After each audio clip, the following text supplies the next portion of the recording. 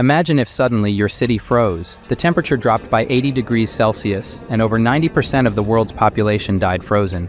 After weeks of freezing, those who survived in their homes have water and electricity cut off. With nothing to eat and no way to stay warm, everyone starves. Our protagonist is the only one who prepared for the end of the world and has a comfortable life. And for those who can afford his price, he can provide a little food. His price is steep.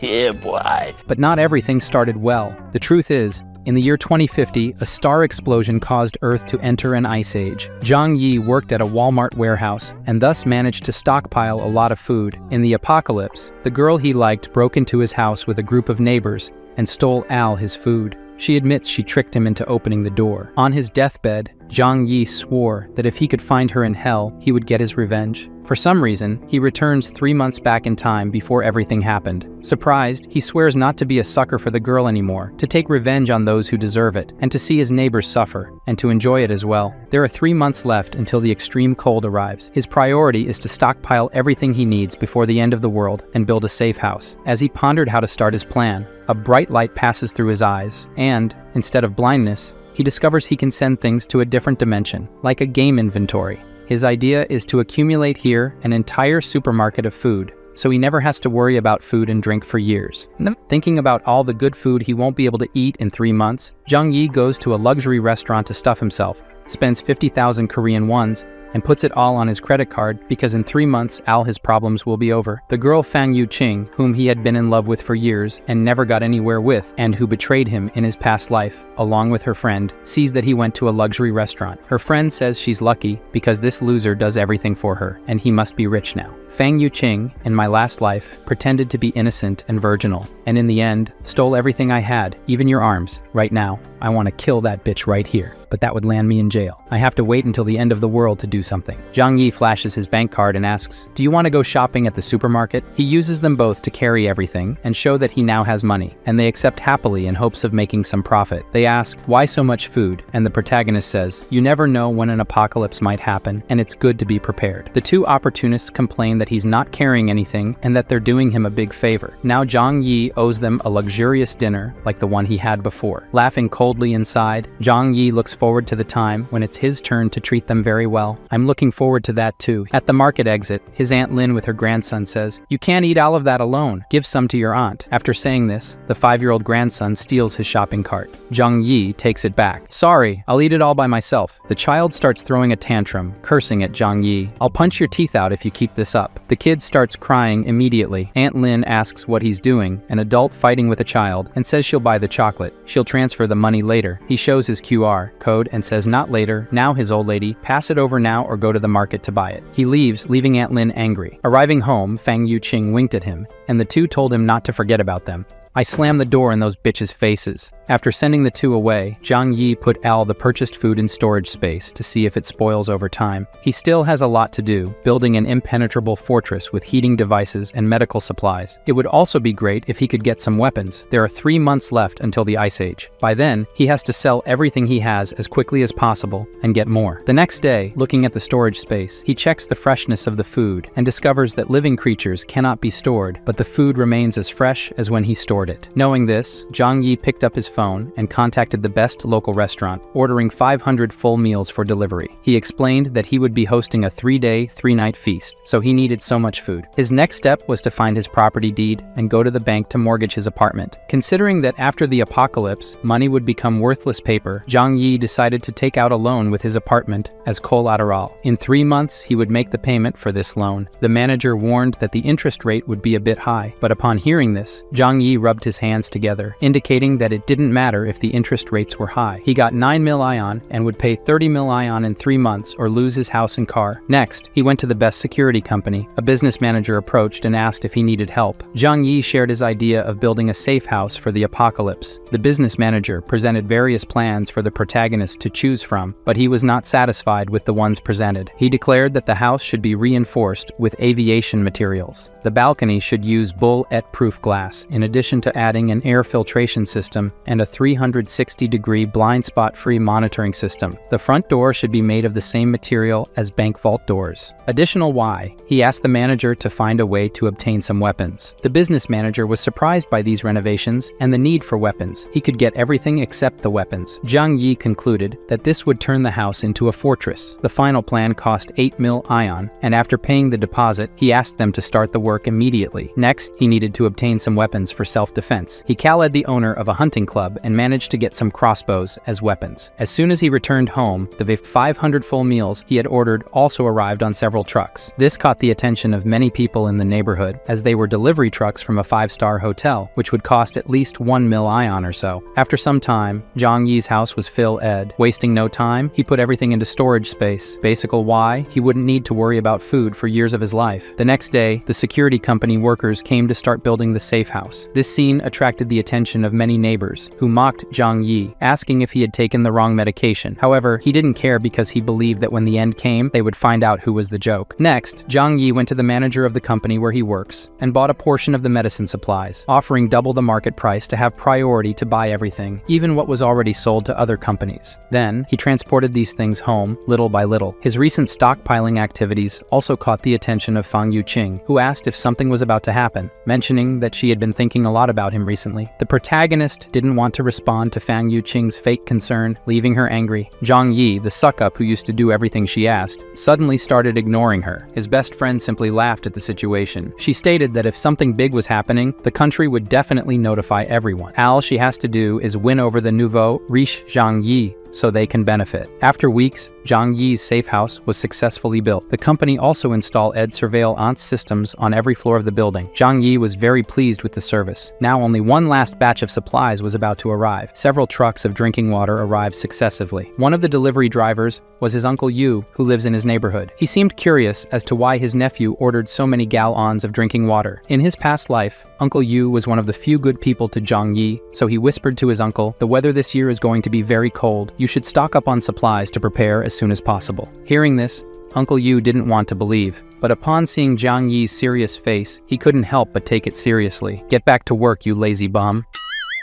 In the following weeks, Zhang Yi spent his days spending his money, stocking up more and more supplies, and training with the bow and arrow every day. With only 3 days left until the extreme cold, the weather was already abnormal. The final moment arrived. Zhang Yi, at his job, where he is the stock supervisor, made tea and invited his colleagues for a drink. After they drank, an hour later, they all passed out. After turning off the surveillance cameras, it's his time to calmly steal the resources from the Walmart warehouse: fuel, food, and equipment. He quickly empties the warehouse. One of the boxes caught his attention: cold resistance equipment that had recently been purchased by the company. They could withstand temperatures of -100 degrees.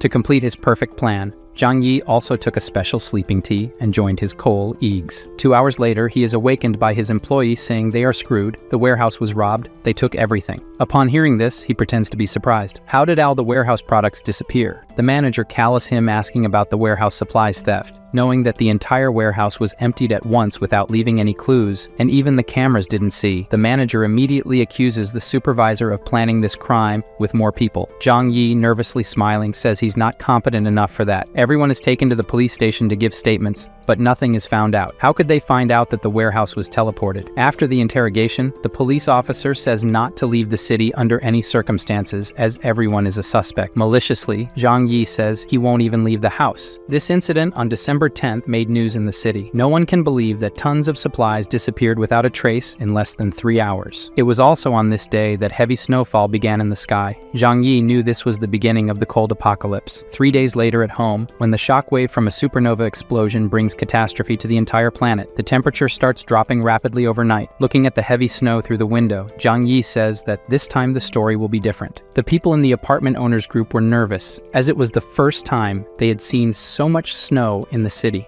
Observing everything in the building group, Zhang Yi knows that for many people, this was the first and also the last time they saw snow. In his past life, the heavy snowstorm lasted for 3 whole months and the temperature kept dropping, causing many people who had not stocked up on food beforehand to freeze to death. On the second day of freezing weather, the heavy snow at the residential area entrance had already accumulated to a height of 1 meter. Even if people turned the heater to the maximum, they still trembled from the cold inside the house. However, Zhang Yi, who had prepared several pieces of heating equipment beforehand, was comfortably warm and comfortable. After a good sleep, Zhang Yi was awakened by the noise of the phone. It was a call from the naughty Yu Qing asking if Zhang Yi knew about the temperature drop when he stocked up supplies every day in the last few months, and why he didn't even inform her, who likes him so much. Now she's freezing cold and eating instant noodles. Hearing this, Zhang Yi laughed and hung up the phone on her face. The damn girl got angry on the other side. She then shamelessly sent a text asking for food,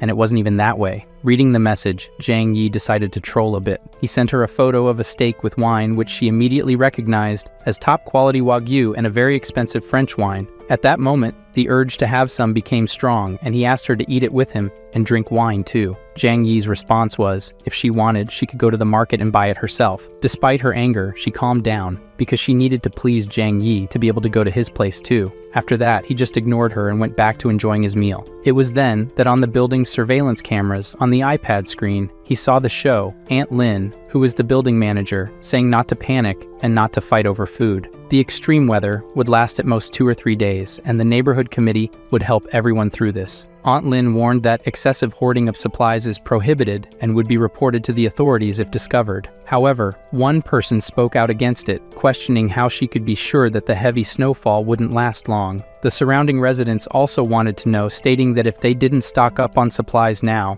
Aunt Lin would be responsible if they ran out of food. Aunt Lin then stated that the neighborhood committee would take responsibility for this issue, then pointed to Zhang Yi to divert attention just to tell him not to cause trouble. He didn't care about the threats and went back to his super safe house. A week passed and the snow outside kept falling. Aunt Lin asked the building group for Zhang Yi, who is young, to clear the snow from the building's door. He says it's useless to clear because it would be like trying to dry a river with a bucket. By refusing Aunt Lin's request to clear the snow, Zhang Yi suggested she ask the rich people in the neighborhood for help. She was furious and clearly just trying to pick a fight. Angrily, she said that on behalf of the neighborhood committee, this is an order, and whoever opposes the orders will be blamed by the neighborhood committee for the problems. Questioning why Aunt Lin didn't call the rich people in the neighborhood to do the heavy lifting, he proposed that Aunt Lin ask Chen Zheng how to clear the snow. Chen Zheng is a construction boss. He has employees for that, and Xing Song is a rich guy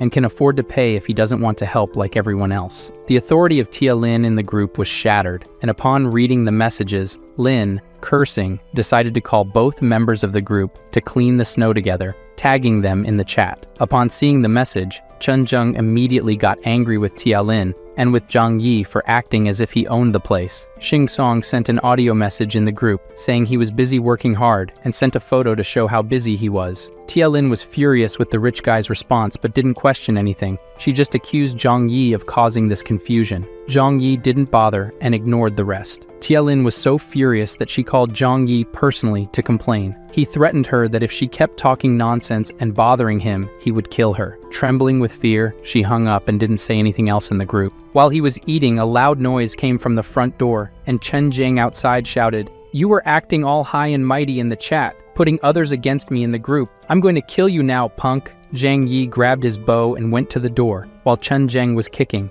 Magically aiming through the door opening, he asked about who would kill whom first. Zhang Yi hit Chen Zheng's shin with an arrow. Through the peephole, he saw the arrogant guy on the floor, groaning in pain non-stop. No one would imagine that a silly and naive boy, an honest person, would have the courage to react like this. Chen Zheng didn't know that this was just the beginning of Zhang Yi's revenge. With the cold temperature, Chen Zheng could die if not treated in time. He would slowly die from infection, and weak would die from the cold. Struggling to reach the elevator, he didn't imagine that this kid he had seen 3 times in his life would do this to him. The truth is that Zhang Yi wanted to kill him at once. Realizing this, he got scared, grabbed the phone, and called an emergency, but because of the snow, any assistance was impossible. So he treated himself, taking advantage of the cold and numb leg. He removed the arrow himself, then picked up the phone again to threaten in the owner's group, telling Zhang Yi to watch his words. "Chen Zheng will kill you." Fearlessly, Zhang Yi responded confidently, "Come here again, and I'll kill you."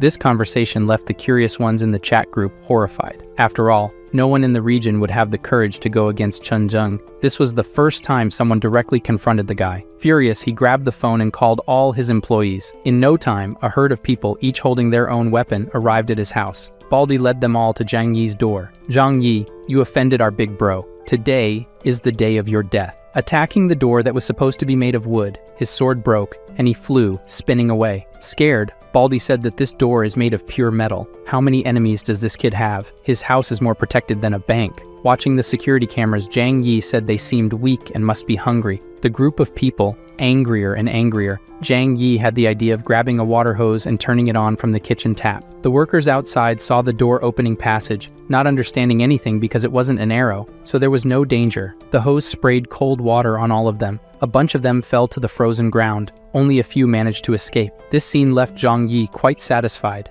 In this freezing cold, cold water is more dangerous than weapons. In Chen Jing's house, 3 of them who escaped huddled together, trembling with cold. He angrily asked, "What happened?" An entire group couldn't catch a boy. The 3 explained that Zhang Yi was very clever. He put a burglar-proof steel door in the apartment. He sprayed cold water on all of us through a hole in the door. Chen Jing said he can't hide there forever. Put some men to guard his door day and night. When he needs to leave the house, get him and bring him. At the building's entrance, Uncle Yu led some people to clear the snow at the residential area's entrance, planning to dig a path to the supermarket to restock food. But they realized that, as Zhang Yi said, they couldn't dig as fast as the snow fell. After a while, they gave up and prepared to return. Watching this, Zhang Yi said that human power can't beat one of this size. Even though the television is reassuring all citizens that the country is winning the snow disaster, Zhang Yi is the only one who knows that 95% of the global population froze to death in this snow disaster. His lifelong passion sends a message asking if he's okay. If she didn't know the truth, she could be here with him in luxury. Zhang Yi says he's fine. She says she's out of food and reminds him that he bought a lot of stuff. "Give me some, and later I'll invite you to dinner here." Slyly, Zhang Yi sends a photo of a lobster and says it's already being served for dinner. Seeing this, she gets annoyed, thinking that's why he's single. His chances with her are over now. Her best friend takes the opportunity to send a message too, saying,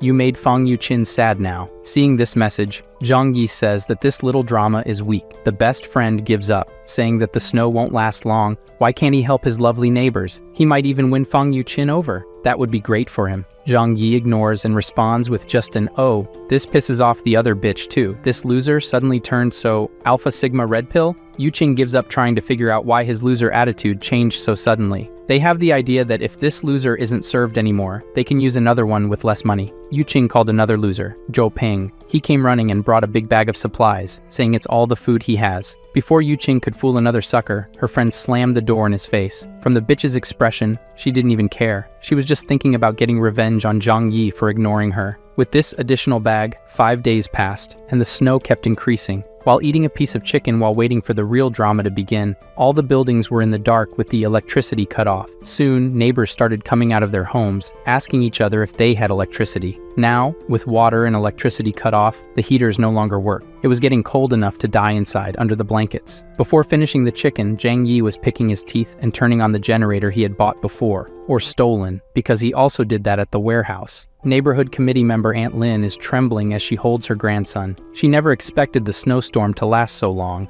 A message arrives in the group that only she has. Someone saying that this is a global snowstorm that occurs once every 100,000 years. We could be on the brink of a mass extinction event. Several important cities in the country have already been affected. Everyone must stock up on more supplies. Reading this, Aunt Lin was shocked. She never imagined the snow disaster would be so severe. Then she thought of a plan. She needs to make all residents give up their food before they receive this news. Aunt Lin posts a message in the owners group saying not to worry. This disaster is temporary. Workers are currently repairing the water and power interruptions. The authorities have issued an order. Because of these extraordinary circumstances, the neighborhood committee will manage all property owners. Those who do not cooperate will be arrested and interrogated by the police. Seeing this message, everyone becomes dissatisfied, especially Chen Zheng. But even if he is influential, if it's a police order, he has to obey. Meanwhile, Tialin continues in the group chat. Due to the seriousness of the snowstorm, the neighborhood committee has decided to collect all supplies from each owner and distribute them equally to everyone to help overcome this crisis. Upon seeing this message, Zhang Yi remembers that she did the same thing in her past life and stole food from all the residents. Tialin's mistake was sending a message privately to Zhang Yi saying, "My nephew, you work in the warehouse. I saw you last time buying 3 truckloads of stuff. You must have stocked up a lot of food. It's your turn to do your part." Zhang Yi, angry, immediately replies with an audio message, "You armed bitch. Liar, guys. He says he ate too much and ran out of supplies at home. When she collects from the building, come share some with me. Hearing this audio made the old lady almost have a heart attack from anger. How could he have ruined everything so quickly? But realizing that she and her grandson are in dire straits and depend on Zhang Yi, the lady calms down and responds kindly. This is an order from the organization. You have to obey. After the snow passes, I will report your good deeds to the organization. If Zhang Yi hadn't died the last time in his life, he would have believed her. So he responds, picking his teeth, Aunt, I'm not lying. I have nothing to eat at home, and I'm hungry. How about you send me some instant noodles, please? Upon hearing this, Tia Lin couldn't hold back and replied to Zhang Yi,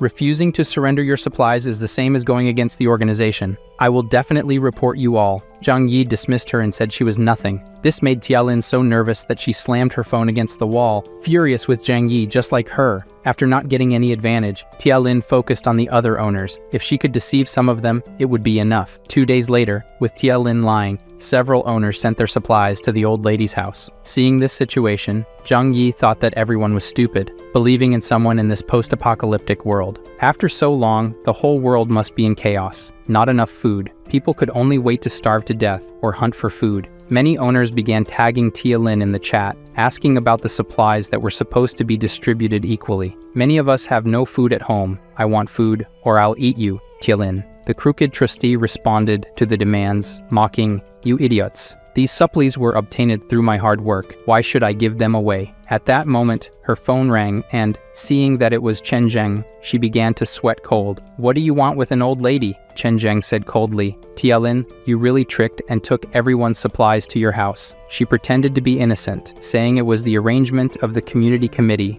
and that she was just doing her duty. Chen Zheng then said that this is perfect. 10 of them are waiting for her to distribute the supplies. Hearing this, Tia Lin tried to argue, saying, these supplies have not been sorted yet. Some owners have not yet handed in their supplies, so we cannot start distributing them yet. So, alright, Chen Zheng, along with his starving companions, stormed her house. There is no more law in this chaos, and he smacks the old lady in the face. Today, he will be the justice. Meanwhile, Zhang Yi watched everything on the surveillance cameras, calmly eating a sausage. He also had the idea to record the action at Tia Lin's house and share it in the building group chat. Seeing that they were going to take all the food and leave nothing behind, she tried to stop Chen Zheng. Some of the supplies here are the ones I personally stocked. Without these supplies, how will she and her grandson survive? Chen Zheng said, fuck it, and kicked the old lady. The grandson, in shock, grabbed a bread knife to defend his grandmother, and he stabbed a guy's dick. After feeling the pain, the worker kicked the boy in the chest, while others laughed at him. Chen Zheng didn't show concern for this, and even said that this is what she deserves for deceiving us. We are just delivering justice. Through the residents group,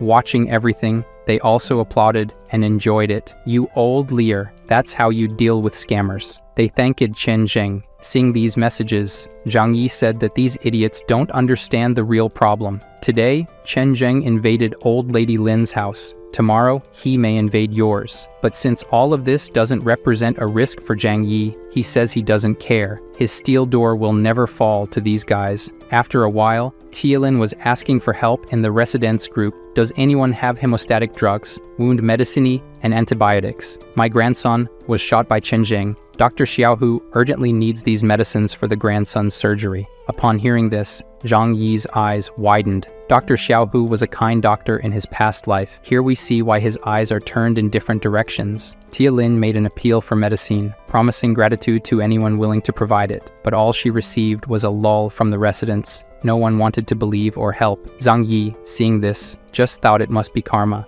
Outside, the snowstorm lasted for over a week, paralyzing practically everything with snow, covering the entire ground floor. Even if the boy was saved by the doctor, would he live without food? Many people have heard from the news that this was a global snowstorm that occurs once every 100,000 years. The whole world was almost buried in the snowstorm. In some northern cities, the temperature dropped to less than 100 degrees C. Many residents who tried to evacuate to the south ended up freezing to death on the way. In the residents group, Tia Lin started asking for help again. My dear grandson has been hungry for 2 days. He's just a child. Are you going to sit there and watch him die? She was willing to pay for the supplies. Seeing this, the residents started selling packs of instant noodles for $2,000, and then they helped her grandson. Zhang Yi, as always, watching everything, found it amusing. People don't understand the apocalypse in front of them. Soon, they will have to eat money. As a rich person and knowledgeable about things, Xingzong started buying food from everyone who sold it for a lot of money. He knew very well that you can't eat money in this apocalyptic world. A single mother made an appeal for help in the group as well. Her daughter was about to starve to death, and she hoped everyone could help her. Zhang Yi says that this woman in his past life, with her daughter, survived for a long time, so it's all good. It had been 10 days since the freezing. Zhang Yi, as always, was at home, enjoying the comfort. At this moment, the phone rang. Seeing who it was, he chuckled. He opened the video call and said they seemed thinner. So are they eating well? The sight of the chicken made both of them drool instantly, and they asked why he still has so much food at home. And with this cold, why is he sweating? Mockingly, he says he has a fireplace at home. It's very warm, and he jokes that he's even thinking of going for a run outside to get some fresh air. Yu Qing, drooling over Zhang Yi, saying he's amazing, asked to take a bath inside with him. Without thinking twice, he rejected the invitation and even made a joke. The girl instantly became angry at Zhang Yi's words. It's okay if you don't want to help, but mocking them is not cool. So, is that how it is? You still think I'm a loser? Zhang Yi asked. If you want food, go find your rich boy. And he hung up the call. On the other end, Yu Qing got so pissed off that she threw her phone on the ground. Her loser wasn't a loser anymore. Her best friend still praised Zhang Yi. This guy is awesome. It's her loss for not enjoying the stuff at his place right now. He's better than the rich boys they used to hang out with. The two ended up in a fistfight because the girl wouldn't accept being called dumb. Meanwhile, the government stopped hiding the news of the snow disaster and issued a TV announcement. To meet everyone's electricity needs, power supply would only be available at night, and even then, the voltage would be sufficient only for low-power devices. Currently, all major power plants are shut down, and electricity is scarce. Everyone should use only their cell phones and a lamp or two. No electric showers. Everyone now knows that the ice disaster has no end date. After fighting for 10 minutes without losing their friendship, Yu Qing and her friend decided to be more direct. Yu Qing picked up the phone and called the loser, Zhou Peng, telling a story about how Zhang Yi wanted to tarnish his purity just because he had food. Zhou Peng, pissed off upon hearing this, said Zhang Yi was a scumbag and needed to be taken down. Seeing that Zhou Peng was furious, Yu Qing went further and misled the loser into going to rob Zhang Yi's house now. In no time, the three of them were at his door, each with a kitchen knife hidden, knocking. Watching everything through the cameras, Zhang Yi saw the ultimate loser and knew none of them had any idea about the cameras. They knocked and asked to exchange the medicine they had for food. Angry at their attempt to trick him, Zhang Yi decided to be aggressive. Grabbing the hose to spray water on them and end the problems, he changed his mind when he saw the accumulated trash can. His idea was obvious, but magically, I don't know how, he with the hose sprayed sewage on the three, leaving everything full of garbage and saying that's the food they deserve, they can eat. Zhou Peng, furious, struck the door but didn't scratch it. His hand was hurt. Laughing it off, Zhang Yi said through the speaker that the door is made of steel and they can't open it. After a while, Zhang Yi gave up on them and went to sleep. However, he suddenly woke up to the sound of a gunshot. Even though he knew that sooner or later the law of the jungle would be put into practice, the sudden shot still startled him. Checking the surveillance camera images on the tablet, he realized that Chen Zheng and his employees were going from house to house, stealing supplies. Many met the same fate he had in his past life during the apocalypse. He even sent photos of what he could do to the building groups, and claimed that he now controlled all the buildings. Watching the situation through the surveillance cameras, a new group was formed, where several residents denounced Chen Zheng's actions in the chat, stating the need to go against him soon. Zhang Yi was also added to the group and read the messages. Having fun with it all, a retired veteran proposed leading an attack against Chen Zheng, receiving support. The veteran uncle suggested that they needed young volunteers to ensure security and weapons. A woman in the chat immediately sent an audio asking, Aunt Lin stole from them the other day. Can we trust Uncle and give him weapons? This divided the residents into two groups, with half wanting to go after Chen Zheng and the others just not trusting Uncle. Watching the discussion in the group chat, eating something sometimes, and watching through the cameras as Chen Zheng stole more and more houses, Zhang Yi decided he should do something to take this guy down because anyone who goes against him will just end up taking a bullet to the head. That's not fair to everyone. The next morning, a resident who opposed helping the veteran go after Chen Zheng called for help in the residents group. Her door was being forced open, and she would be next. It didn't take long before she was dragged out, and what had to happen happened. Yu Qing and her friends, nervous, realized they needed a plan to be the next ones to be broken into. The girl's idea was to spread the news that Zhang Yi had a stockpile of supplies and gather everyone to join forces to take over his house. They added him to the new group so he would know, but Zhang Yi didn't care and said it's okay. They argued that he should join forces with the four to protect themselves from Chen Zhang. Zhang Yi's response was simply to leave the group. This change in Zhang Yi's attitude left Yu Qing and the others astounded. How could this loser from just 3 months ago now be so firm? They began discussing how to break into Zhang Yi's house and steal his fortress. The smart glasses guy says to open the door. His friend here knows how to pick locks. They decided to try to break the lock and placed umbrellas so they wouldn't get showered with water or garbage again. Zhang Yi, watching through the surveillance cameras, activated the high-voltage defense feature. The clever lockpicker had just admitted that this lock couldn't be opened. The kid practically exploded in shock and died. Seeing this, Zhang Yi felt no remorse for killing these guys. The smart guy with glasses pointed to the door, cursed Zhang Yi as a damn monster, and told him to get out now. Hearing this, he just laughed, grabbed his crossbow,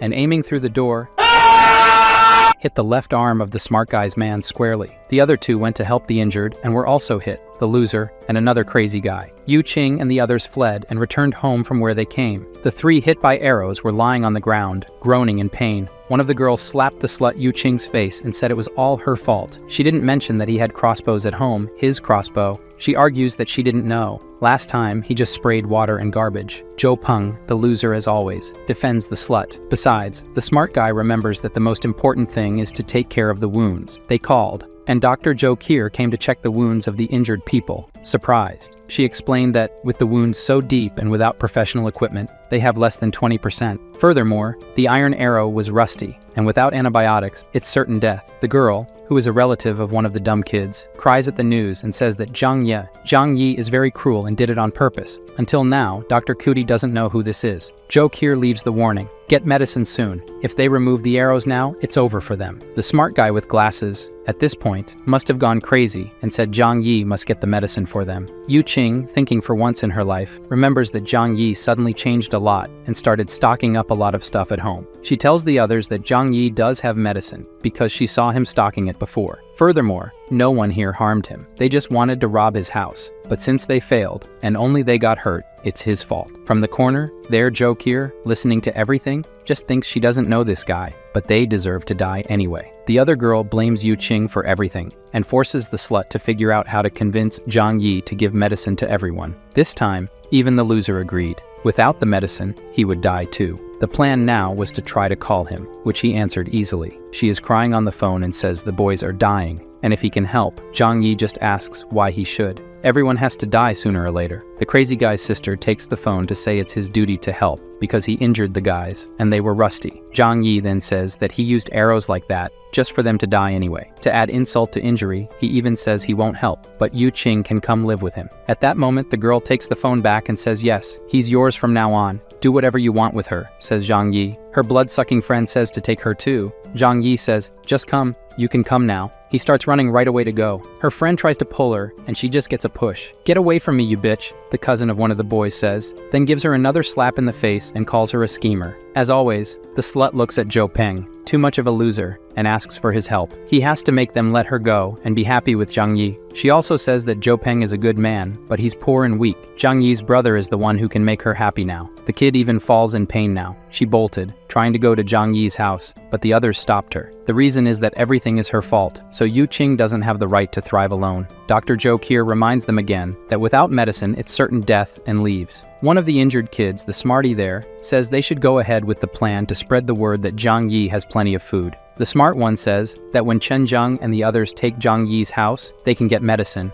Yu Qing is against doing this to Zhang Yi's brother. The other girl makes it clear that if she opens her mouth, she'll lose her teeth now. Zhou Peng is against hitting the bitch, but says to her that this plan is the only choice. They posted in the building group the photos and videos that Zhang Yi sent. He really has a lot of food. Seeing the message, Chen Zhang drools and says, "That's perfect. I can get revenge for the leg." In the residence group, people asked Zhang Yi to distribute his supplies to everyone. Others asked for just one meal. Aunt Lin asked for food. and another mother in the group asked him to be her son's godfather. Seeing these requests, Zhang Yi sends an audio message to the group. I'm eating those listening. He really said he wouldn't feed animals and wouldn't help anyone anyway. Ignoring them all, Zhang Yi looks at the snow falling outside the window and thinks, staying home every day is boring. It would be nice to use the snowmobile stored to take a ride around. Suddenly, the phone receives a message from Dr. Jo Kier. She says her medicine and food ran out, and if he wants to negotiate. In her previous life, she died because she gave her last food to a mother with a hungry baby, and she starved to death. Zhang Yi remembers her as a good person, but says that the smarter the woman, the more dangerous she will be. Zhang Yi doesn't want to leave anything to chance and end up dying again. He replied,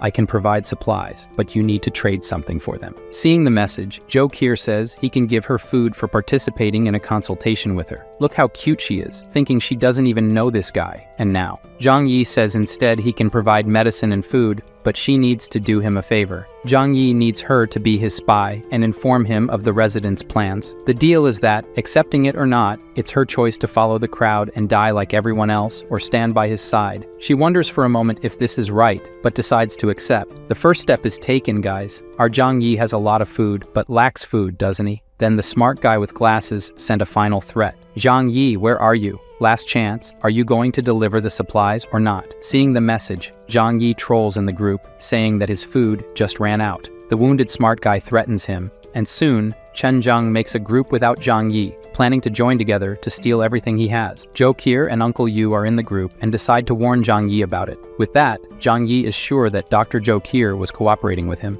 Zhang Yi tells her that he has plans to defend himself, just don't be with the herd. It was 2:30 in the morning when a group of armed people marched home, shouting that they had to kill the selfish one. They hammered the door with all their might. Seeing this through the security cameras, Zhang Yi turned on the high-voltage device. Those who were close were electrocuted and died. What a pity. The others were scared and wanted to flee. However, as soon as they turned around, they were blocked by Chen Zheng and his gang. He ordered them to continue breaking the door, or they would die. To motivate the residents, the smart one with glasses said that now they have to kill Zhang Yi to avenge the neighbors he just killed. Besides, inside there's a fireplace and plenty of food. Encouraged, the residents grabbed a wooden log and continued trying to break down the door. Zhang Yi, after some time drinking wine, decides to help them. He took out his sound system, played action music, and said that this was to motivate them. Listening to the music and with more anger, 20 minutes later, the door was only scratched, and the guys were fainting from hunger and exhaustion. The residents, who didn't even know the door was made of steel, were puzzled. One of them goes there to inspect with a magnifying glass and says it's the same material as bank vaults. A door like this, not even a tank could knock down. Zhang Yi, on the other side of the door with his crossbow ready,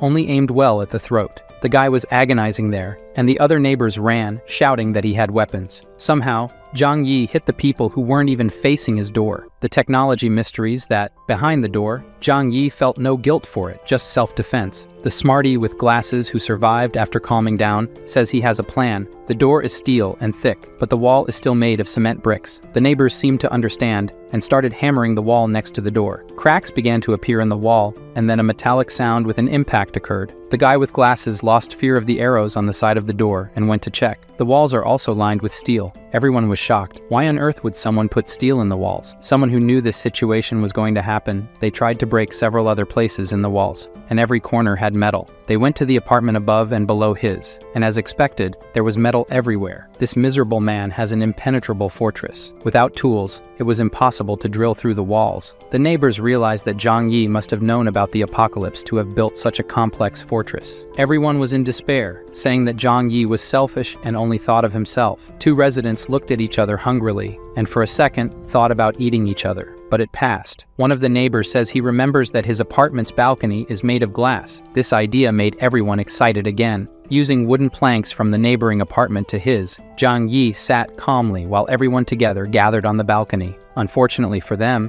the glass was bulletproof, and they couldn't even scratch it. To help them warm up because it's very cold outside, Zhang Yi took a Molotov cocktail and threw it into a hole in the wall, which soon fell from the ceiling on their heads. In the element's view, it was 1 second of terror, and then many of pain, catching fire completely. In agony, he jumped from the balcony. The fire spread, and everyone else was also protected against the cold, while Zhang Yi watched everything. The others tried to go back to the apartment next door. However, the others didn't let them, for fear of burning themselves too. They fell off the planks, and any of those who didn't fall took the opportunity to warm up a little. After a while, the repentant residents returned to his balcony in front of the glass, begging for food. As in his past life, they ate. He doesn't even feel sorry for them. Hess shows them warm pasta to see them drooling. He even puts it on a table right in front of them. Zhang Yi then told them that for whoever brings Chen Zheng's head will receive food for a week. Hearing this, everyone looked eagerly at Chen Zheng in the neighboring apartment. Even those who were behind him heard Zhang Yi's words. Killing Chen Zheng means food and drink for a week. Chen Zheng even locked the door with everyone's gaze, but before he could get closer, his men and the gun in his hand stopped him. At this point, Zhang Yi put the reward notice in the owner's group. Anyone who could kill Chen Zheng would receive a week of food.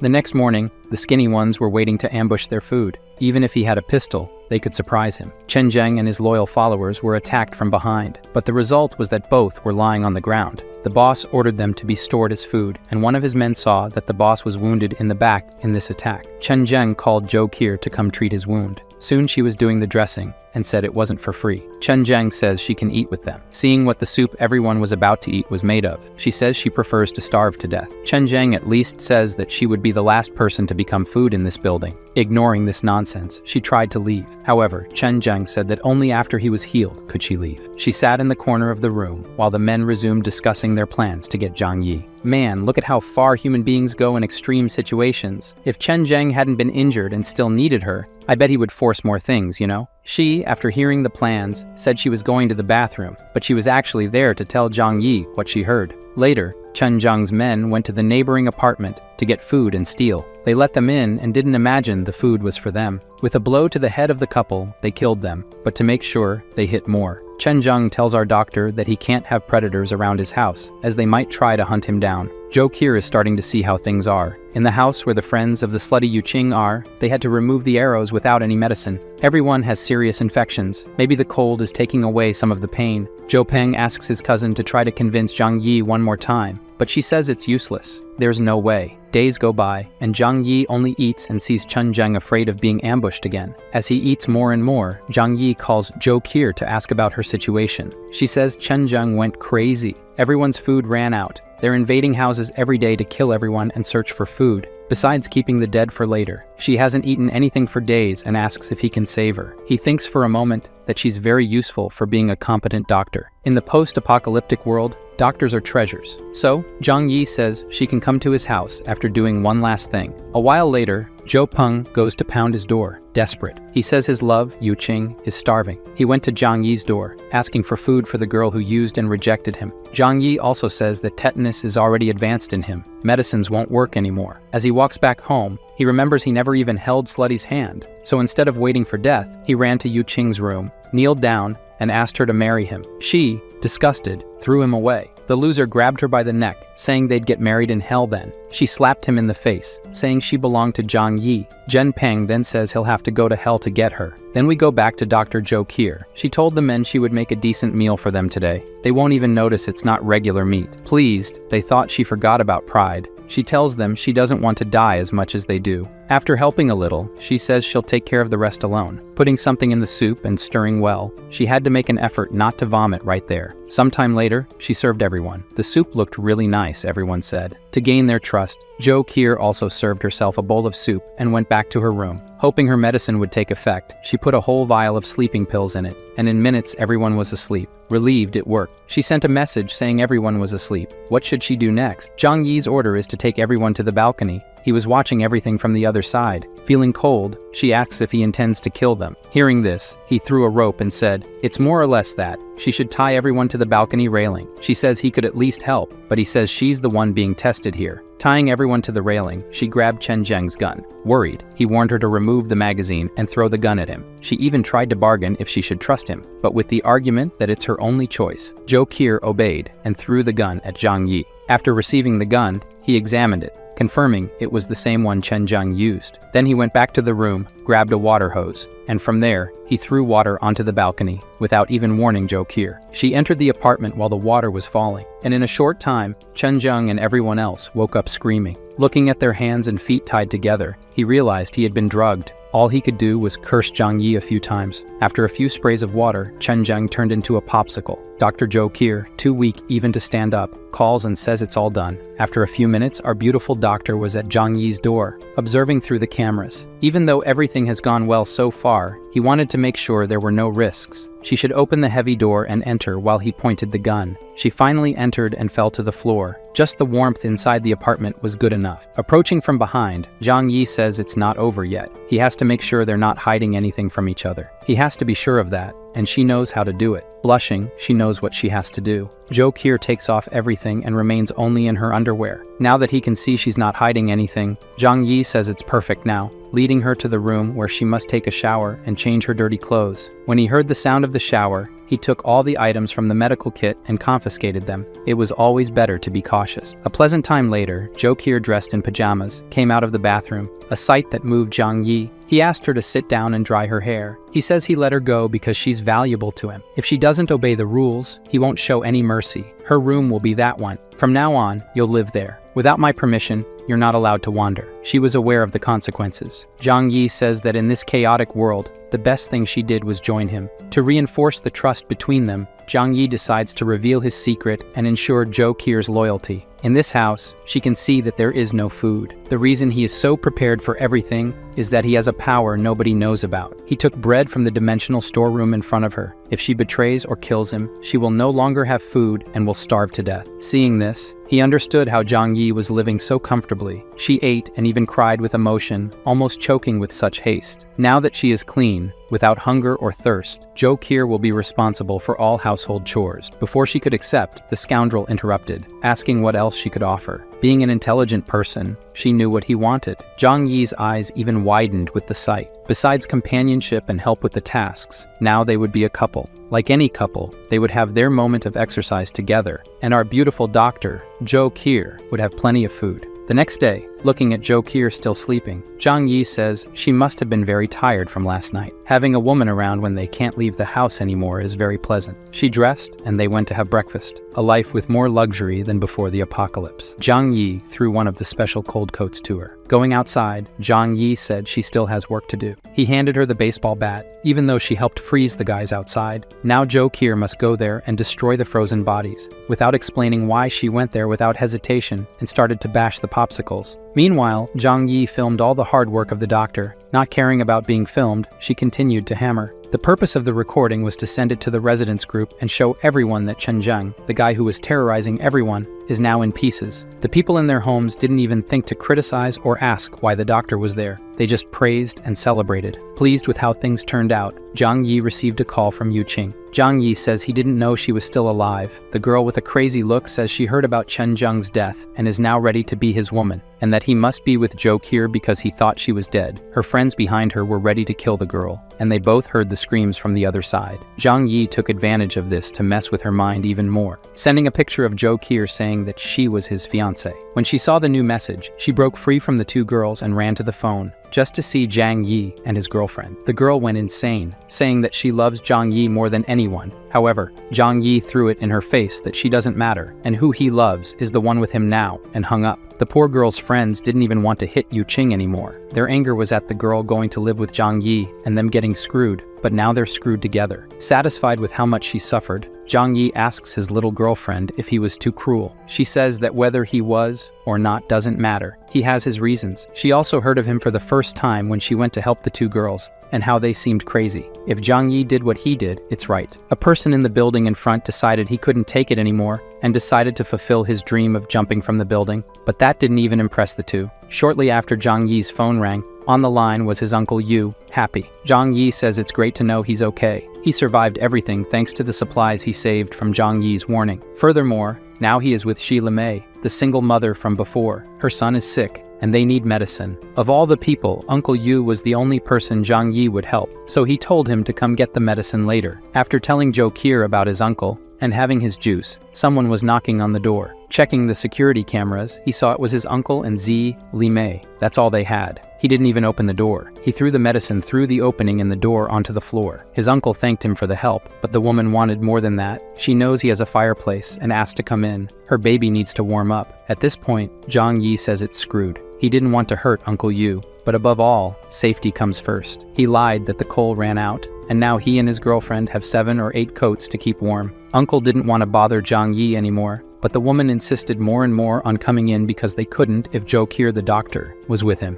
Zhang Yi's argument was that she's engaged to him, and that's why she's here. She blushed all over, hearing that. Finally, Uncle Yu got tired of hearing it and said that's enough. Just the medicine was great, they still have food. After sending them away, Zhang Yi was even tired. This woman in his past life survived for nothing. Since this conversation tired him out, he went to rest on his girlfriend's lap and have a great view. Zhang Yi thinks that Zi Limei being around could even mess up his plans. It's no wonder that when they returned home, Uncle came to ask why she was abusing his nephew's trust. She even says it's all for the baby's best interest, but Uncle reminds her that he owes his nephew. If it weren't for him telling him to save food before the apocalypse, he would have nothing. Instead of agreeing, Zi Limei claimed that Zhang Yi didn't give medicine to help. Everything was for him to collect favors later, saying that Zhang Yi is a selfish man. Uncle, hearing this, shouted that everything has limits. He may be old, but he's not stupid. If she badmouths him again, she'll be alone. The smart woman let the subject drop.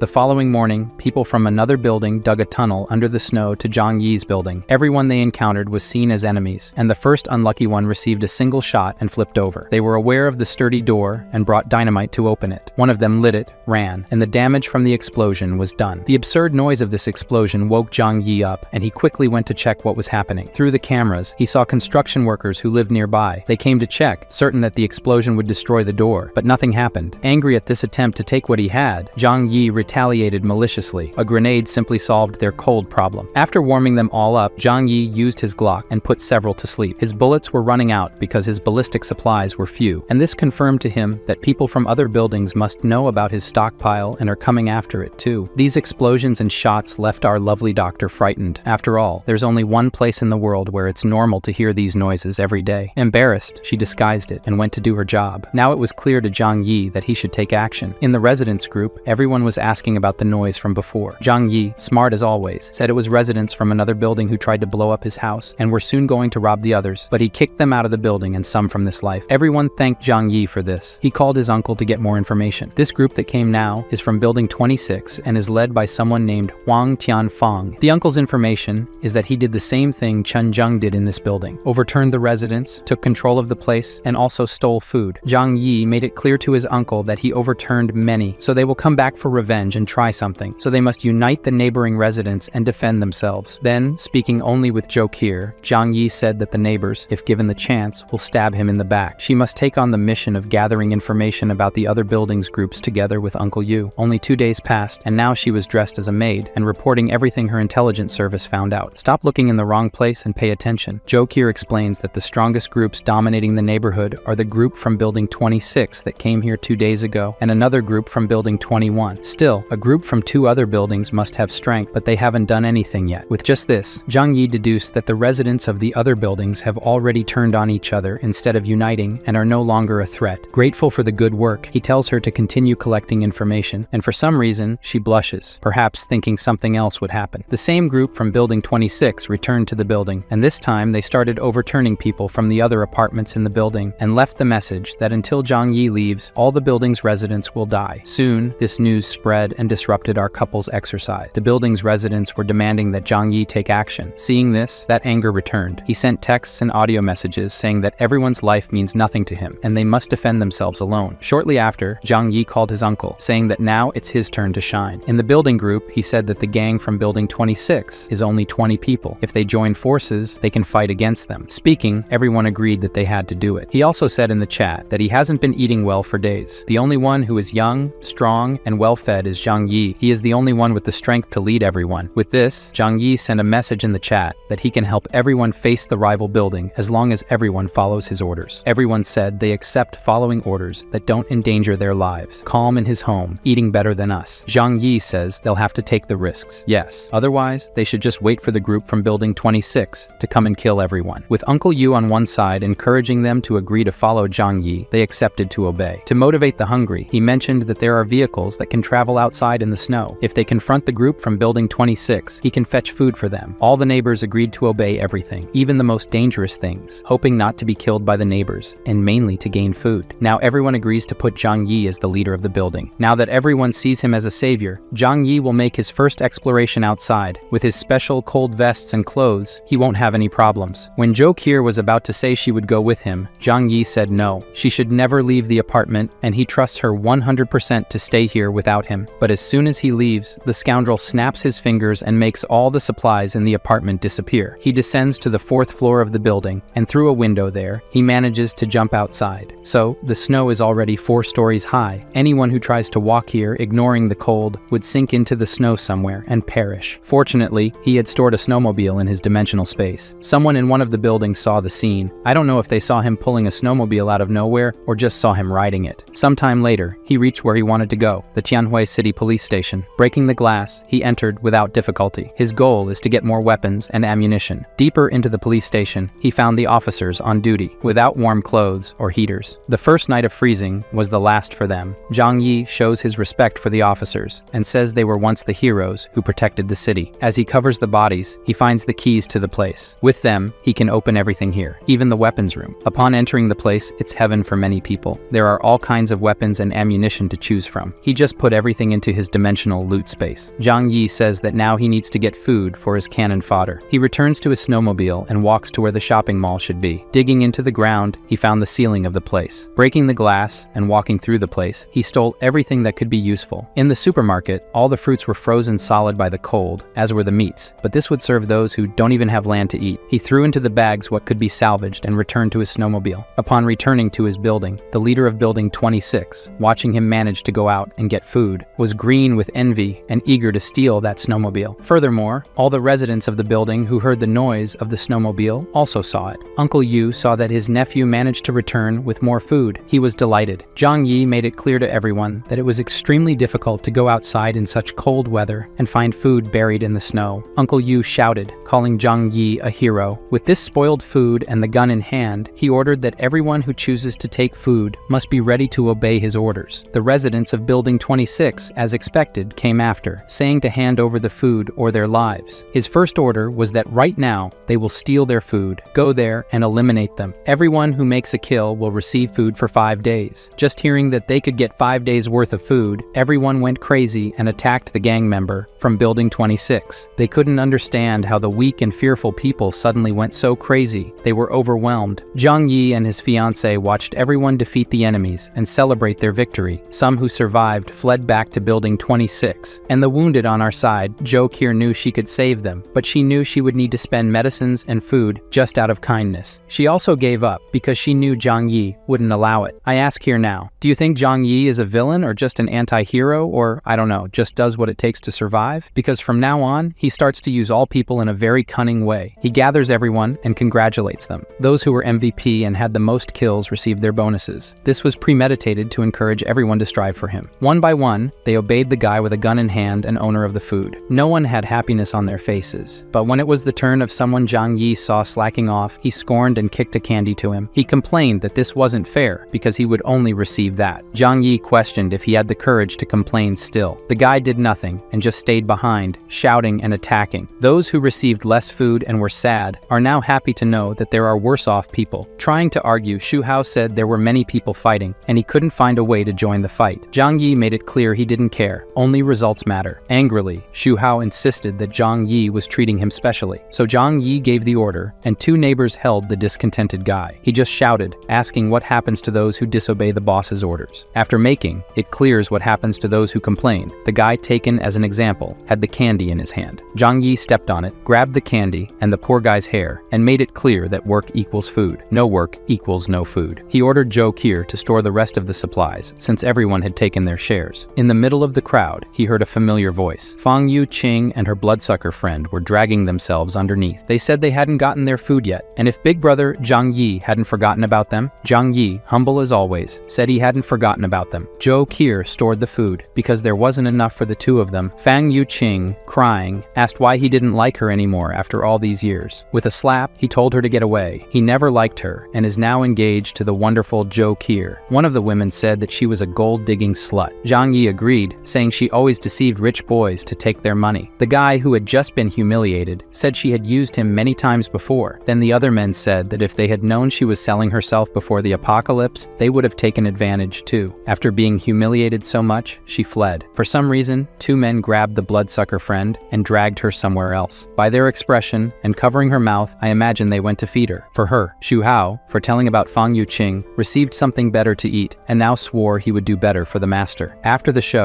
Zhang Yi began to organize the building's fortification. In the building, there are 47 people in total. Now, excluding Zhang Yi, Zhou Qi, Uncle Yu, and his wife Shi Li Mei, the people form 6 groups of 7 people each and take turns guarding the building's stairs 24 hours a day. When enemies arrive, they should shout, make noise, and alert everyone. Uncle Yu, being a former army veteran, will organize all the groups. Back in the comfort of home, Zhang Yi was studying something, and Zhou Qi asked, "If it starts to snow now, what will happen?" As he took his weapons out of the dimensional loot storage, he said, "They're in winter. They'll be stuck for at least a month until the snow melts. Besides, in the apocalypse, the biggest danger isn't the weather, but people." Now, with this weapon, he has a chance to fight enemies without leaving home. He noticed through the scope of the weapon that some people were heading to the garage of his building. They're definitely going after the snowmobile that Zhang Yi pretends to leave there, but actually puts in the loot storage. Uncle Yu called Zhang Yi, saying the defense team was properly organized and asking not to take seriously what Xi Limei said last time they went to get medicine. She's a chatterbox after all. Zhang Yi said he didn't care, but asked if Uncle wanted to raise someone else's child. In difficult times, strong men are very valuable, and he could get any woman he wanted. But realizing Uncle's discomfort,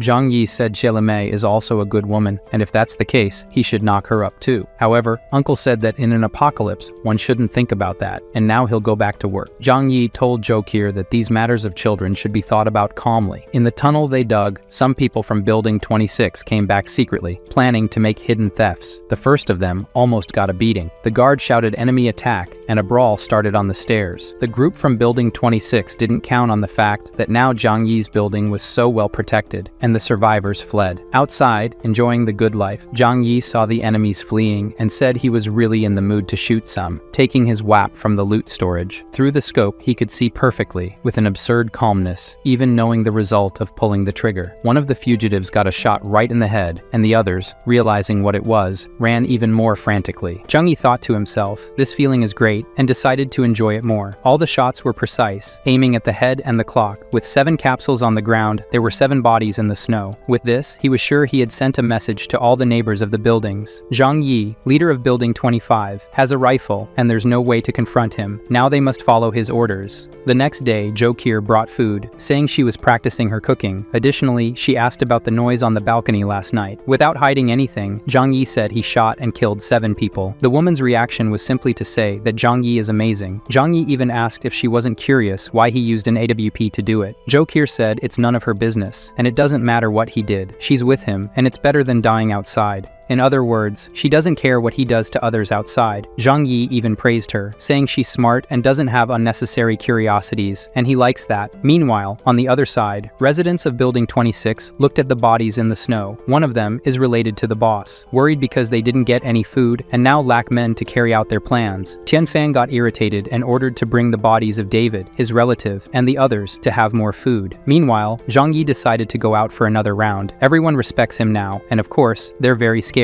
With headphones on and Uncle Yu on the line, Zhang Yi is now sure the building is safe. Meanwhile, the leader of Building 26 could only stew in bitterness. If he could get that motorcycle, he could go out to get cigarettes and food. Those who went before to look for the motorcycle didn't find it in the parking lot and were shot. Zhang Yi rode the motorcycle until he reached where he wanted to go, the district of machines and imported cars. The warehouses were so large that they hadn't been covered by snow yet. Breaking the roof, he descended with a rope and put everything in his infinite loot storage warehouse. Now these luxury cars have no value, but at some point, they might. The next step was to go to a gas station. He needs it for his generators and machines, including his snowmobile. Unfortunately, for him, the station was completely buried in snow. It was impossible to dig 10 meters. Frustrated that his plans didn't work out for the first time, he threw himself into the snow and thought about how good it would be to have gasoline for all his stored machines. It was thinking about that he remembered he also had a giant excavator stored. With the little fuel he has, he can dig and dig in the snow. It didn't take take long until he managed to clear a path to the gas station. Inside the place are the warehouse tanks of the station. Luckily, the fuel isn't frozen. All he needed to do was seal the tanks and store them intact in his loot storage space. For a moment, he realizes that with this and his excavator, he can dig and retrieve everything buried, and no one will be able to stop him. Meanwhile, in the building, a neighbor's child had a high fever. Jokir went to attend to the child, but couldn't do much because Zhang Yi always keeps the medicines. Uncle Yu brought leftover medicine from his girlfriend Zila Mei's son. He comforted the mother that everything will be fine. The child's fever decreased. However, Jokir reminded the mother to keep an eye on his condition. They had barely stepped away when they heard a scream. Aunt Lin attacked the baby, and in the impulse to protect her son, the mother intervened and got shot. Jokir managed to grab the baby for a few seconds. Aunt Lin went crazy, saying that because they didn't help her grandson, he didn't survive, so no one has the right to have children here anymore. The lovely Jokir, determined to save the child, ran with him through the stairs. Aunt Lin managed to grab the doctor's leg. Like the mother, she protected the child with her body. Aunt Lin was determined to kill everything in her path. Uncle Yu kicked Aunt Lin and threw her down the stairs. He arrived just in time to save the boss's wife. He wouldn't forgive himself for failing to keep everything safe in his absence. Aunt Lin was furious with all of them. Uncle Yu made it clear that Zhang Yi eliminated Chen Zheng, and that's why everyone is safe. Additionally, Jokir recounted that after Chen Zheng was gone, she begged Zhang Yi to give medicine to her grandson. However, when she went to deliver it, she found out that Aunt Lin herself had killed her grandson to eat him, leaving the old woman screaming in denial. The men who came with Uncle Yu said that she must pay for her evil deeds, and they can help. According to them, fat burns well, and it's been a long time since they had a good bonfire.